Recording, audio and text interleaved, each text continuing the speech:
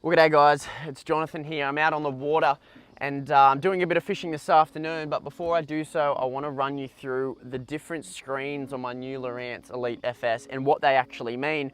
It's all well and good to go use all these screens, but if you don't actually know what you're looking at, then it kind of be counterintuitive. So I'm going to run through side scan, down scan, and traditional sonar, the difference between all three and when you should use them. So if we come over to the unit, what you've got here, you've got your menu display, and this gives you the option of about 6 different options. So if we start with sonar, this is the one that will be on nearly every sounder. This is your traditional 2D sonar that is looking directly below the boat.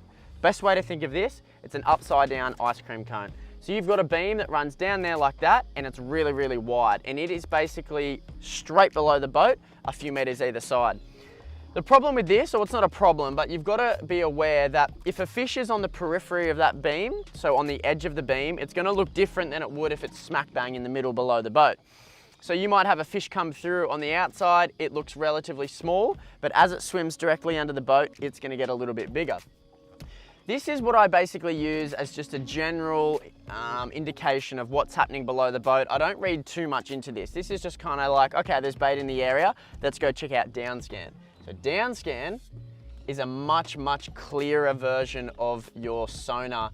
This is basically a squashed beam. It's much narrower, so it's still directly below the boat. It's telling you what's happening on your transducer, but instead of looking out like this, it's looking straight down like that, down scan, right? It's in the name.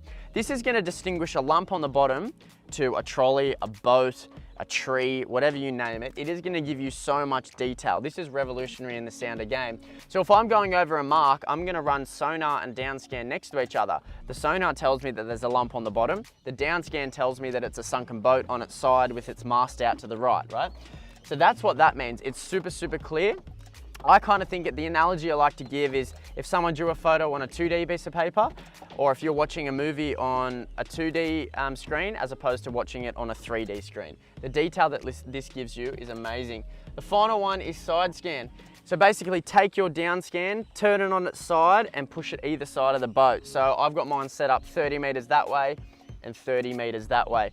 The best analogy I have for side scan, because this is where people get confused, is the flashlight. So if I have a big flashlight and I shine it out to either side of my boat and it hits something hard or solid on that side of the boat, then there's going to cast a shadow on the back, right? That's how a flashlight works.